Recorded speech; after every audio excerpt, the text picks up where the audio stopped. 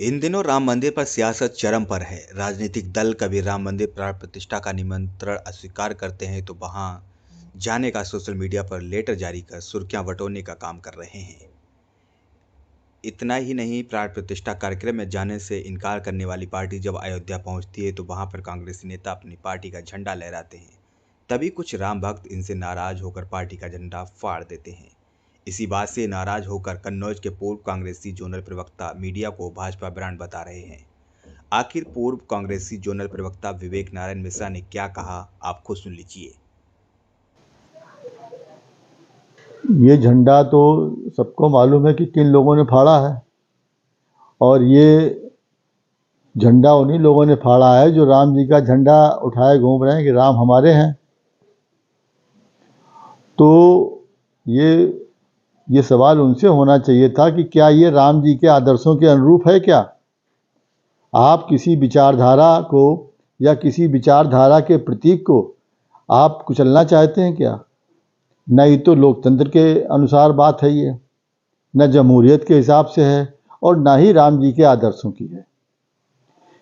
ये कांग्रेस का जो प्रतिनिधिमंडल गया था, जिसमें उत्तर प्रदेश कांग्रेस कमेटी के जो प्रभारी माननीय अविनाश चंद्र पांडे जी थे, उत्तर प्रदेश कांग्रेस कमेटी के अध्यक्ष अजय राय जी थे, विपक्ष की जो नेता हैं श्रीमती आराधना मिश्रा जी थीं, और भी कई लोग गए थे। तो उनके साथ जिस तरीके से ये जो व्यक्ति गया था, जिसके संग झंडा फाड़ा गया, आरएसएस और भाजपा के लोगों ने वहाँ पे जो छीना झपटी करी, तो आज इसमें सबसे बड़ा सवाल है कि इसमें दोहरा अपराध भाजपा ने किया। आज उत्तर प्रदेश में डबल इंजन की सरकार है। आपने झंडा फाड़ा, चलिए वहाँ फाड़ने वाले कोई भी तत्व हो सकते थे, लेकिन आज उत्तर प्रदेश सरकार ने क्या कार्रवाई करी? क्या ये कृत्य कानूनी दृष्टि से भी उचित है क्या? ये एक बड़ा सवाल है। राम जी के मंदिर की बात, राम जी तो सबके हैं। कांग्रेस भी कह रही है कि सबके राम, चलो अयोध्या धाम। लेकिन ये इस तरह की जो बात है, राम का मंदिर बनने के साथ साथ राम जी की जो शिक्षाएं थीं, राम जी के जो आदर्श थे, राम जी की जो मर्यादाएं थीं, उनको अगर हम आचरण में नहीं ला रहे हैं और इस तरह के झंडा फाड़ रहे हैं किसी के, तो ये किसी भी दृष्टि से अनुचित नहीं कहा जा सकता है। और इन्हीं सब बातों का एक ही मतलब है कि भाजपा राम के नाम पे राजनीति कर रही है, जबकि राम से किसी का विरोध नहीं है। राम सबके हैं, हर देशवासी के हैं। जो 3.5 करोड़ लोग जो विदेशों में हैं, वो भी राम को मानने वाले हैं। राम मंदिर को लाने के, अगर वो इस तरह के जो है राम जी को लाने वाला कोई धरती वाला हो सकता है? बताइए आप। राम जी को लाने वाला कोई ऐसा है इस धरती पे जो उनको ला सके? बस यही तो बात है कि राम जी को हम लाए। अरे भाजपा क्या है, इस जमीन के किसी व्यक्ति में ताकत है कि भगवान राम को यहाँ लाए? वो तो कण कण में विराजमान है, हर एक के हृदय में विराजमान है।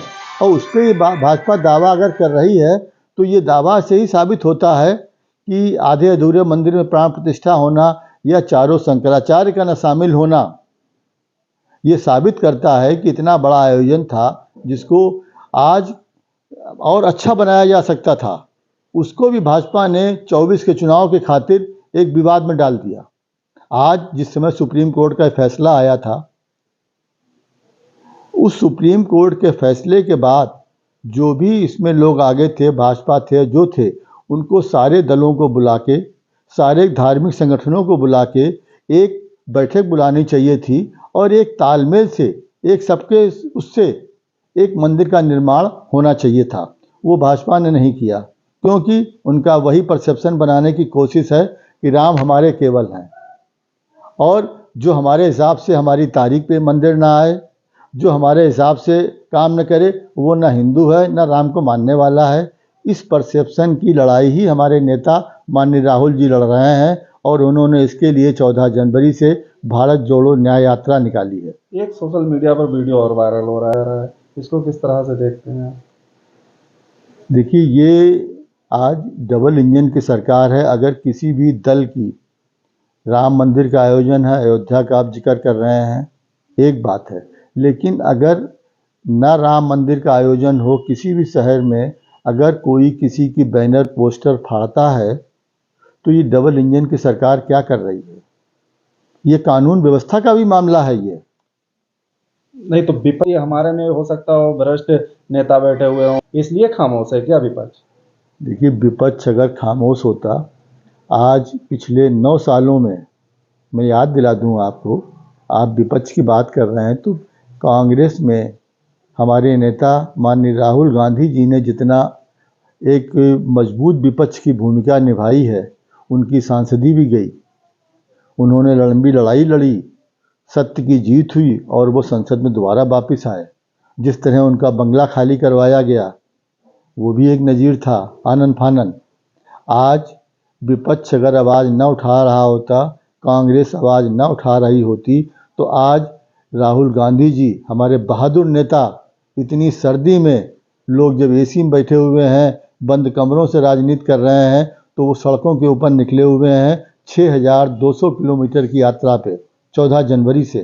तो वो यही सब अन्याय के खिलाफ आवाज़ उठा रहे हैं। जो आर्थिक अन्याय हो रहा है, जो सामाजिक अन्याय हो रहा है, उस अन्याय के खिलाफ ही राहुल गांधी जी की ये भारत जोड़ो न्याय यात्रा है। ये खैर भारत में जो है 22 तारीख, देखिए, कांग्रेस, ये उत्सव किसका मनाया जा रहा है? ये राम जी का मनाया जा रहा है। तो ये राम जी क्या भाजपा के हैं? आप भी वही सवाल कर रहे हैं जो भाजपा परसेप्शन बना रही है कि राम जी केवल हमारे हैं, हम सर्टिफिकेट जिसको दें आपने कहा वो राम, वो राम को मानने वाला है, वो हिंदू है। ये सवाल है यहाँ पे। राम जी के नाम से, मैं दोबारा फिर स्पष्ट कर रहा हूँ, राम जी के नाम से किसी को कोई विरोध नहीं है। राम जी का कोई भी आयोजन होगा, राम हर देशवासी के हृदय में है, कण कण में विराजमान है। रामचरितमानस देश का नहीं पूरे विश्व का एक महाग्रंथ है, उसके वो महानायक हैं। उनके नाम से किसी को ऐतराज़ नहीं है। ऐतराज़ सिर्फ भाजपा से है, जो सिर्फ श्रेय लेना चाहती है कि राम को हम जैसे कहें वैसे मानिए, हमारे हिसाब से हमारी तारीख पे आइए, हमारे हिसाब से ये